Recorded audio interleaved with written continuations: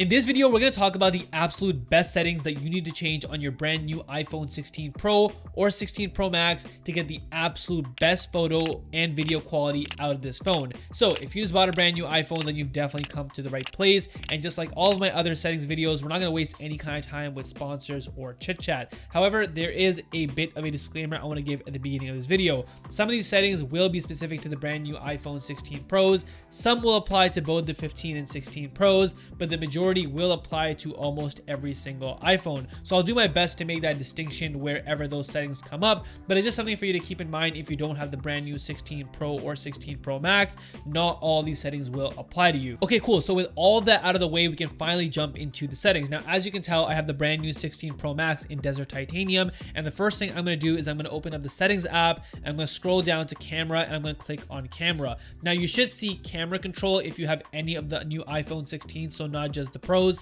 and you just want to leave all of these settings as they are. I think they're fine the way they are out of the box. Next up, we're going to see photographic styles. Photographic styles you also want to leave on standard. We're going to dive into that shortly. Now, the first menu setting we're going to change is going to be under record video. So if you go ahead and click that, by default, it should be set to 1080. We're going to go ahead and change this to 4K at 60 frames per second. Now, 4K at 60 frames per second is generally what I use to film Instagram stories and my daily life. I feel that 60 frames has the ultimate merge between realism and smoothness. The new iPhone 16 Pros do have the ability to film 120 frames per second, but I would really reserve that for slow motion. If you're going to film any kind of objects in slow motion, I think 120 frames is a little too smooth. So 4K at 60 is what you want to film most of your videos on your iPhone. Scrolling down a little bit further on the same page, what you want to do is you want to turn on enhanced stabilization. Now, iPhones have some of the most incredible stabilization that I've ever seen. I actually wish that other camera companies would adopt this technology, so I highly recommend turning it on. It does crop into your image a little bit, but it's definitely worth it. Absolutely, trust me on that note. The next thing you want to do is you want to make sure that HDR video is turned off. Now, I know this may come as a bit of a surprise to a lot of you because HDR video does look good, but the reality is that a lot of us are going to be using our iPhones to create content and post on social media, and social media apps just do not handle HDR videos well at all. So if you plan on using this content or the videos from your phone anywhere on your Instagram stories, posts, TikTok, YouTube, anything like that, I highly recommend you turn off HDR video. And the last two things you want to change on this page is you want to change auto frames per second to auto 30 and auto 60. So it'll try and switch between the two depending on whatever kind of low light situation you're working in. 30 and 60 are the right options here. And the last thing you want to change on this page is that you want to lock your white balance. And that's because you don't want the color shift or the colors just bouncing all over the place if you're recording in a scene that might have a lot of different temperatures. So it just makes sense for your video to look the most natural as possible. Okay, cool. Now we're going to jump back into the page before this. And the next thing you want to change is you want to record slow-mo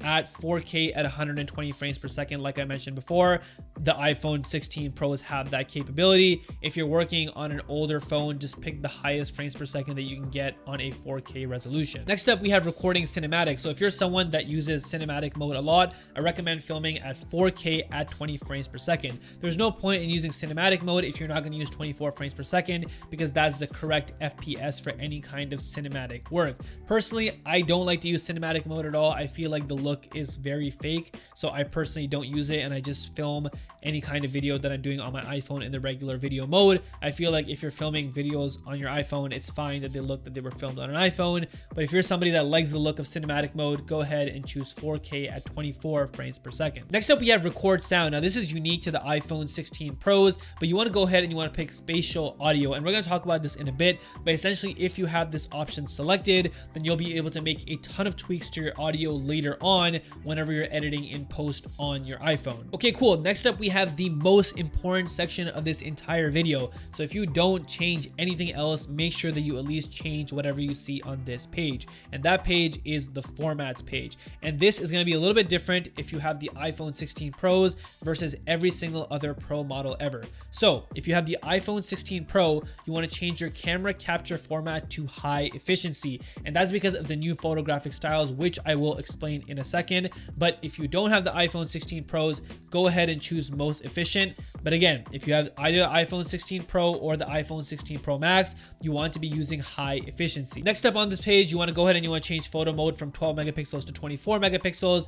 This is pretty self-explanatory. You want the highest megapixel count possible on most of your photos. Following this, you want to turn on Pro RAW and resolution control. This is going to give you the ability to take raw photos and maximize the 48 megapixel sensor. This is the only way for you to take 48 megapixel photos on your phone. Once you have the Pro RAW and resolution control turned on, you want to hop into Pro default and you want to go ahead and you want to change the first selection to Pro RAW Max up to 48 megapixels. Again, this is going to allow you to take raw 48 megapixel stills. For the format, you also want to pick JPEG lossless. This is the most compatible format, and this is the one that you should ideally be using. Now, jumping back into the page before Pro default, you want to go ahead down to video capture. You want to turn on Apple ProRes, and then you want to go ahead and change your encoding from HDR to log. And I'm going to talk you through both of these settings that we just changed right now and why they're so impactful. Okay, so if you go ahead and you open up your camera app now, you're going to see a ton of new options that have appeared at the top. One of these being Max RAW. So as you can see at the top, if I go ahead and unclick this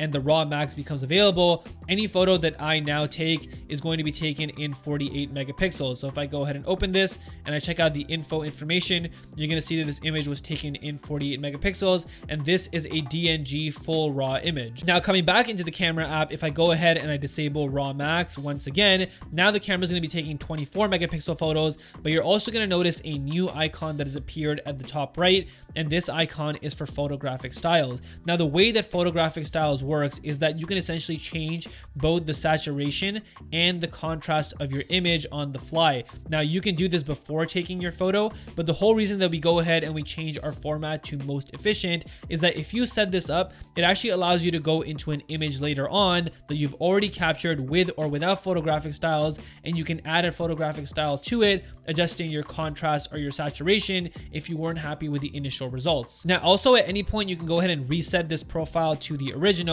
and there's actually some additional filters that I want to show you here. If you scroll over to the left, you're going to be adjusting what Apple describes as skin tones. Now obviously there's no person in this photo right here, so I'll go ahead and I'll put an overlay of a photo where I am in it, and you can see how swiping to the left goes ahead and changes my skin tones. And this is a great addition by Apple because obviously people have different types of skin tones, and it's really important to take all of them into account whenever taking photos. And anything to the right of the standard profile is like some color filters. So the best way to describe this is that these are really similar to the Fujifilm film simulations, and I think they're actually all really good. And just like anything else that you change here, you can change it after you take a photo as well. And what I really like about these profiles that Apple has built in is that you can go ahead and you can adjust them to your liking, you can change the styles, and they'll save, and you can also reset to what Apple had them set to as their default. And the final change you want to make within the camera app on this page is that if you go ahead and you click this little plus minus, it'll bring up exposure. Now typically I have my exposure set to minus 0.7,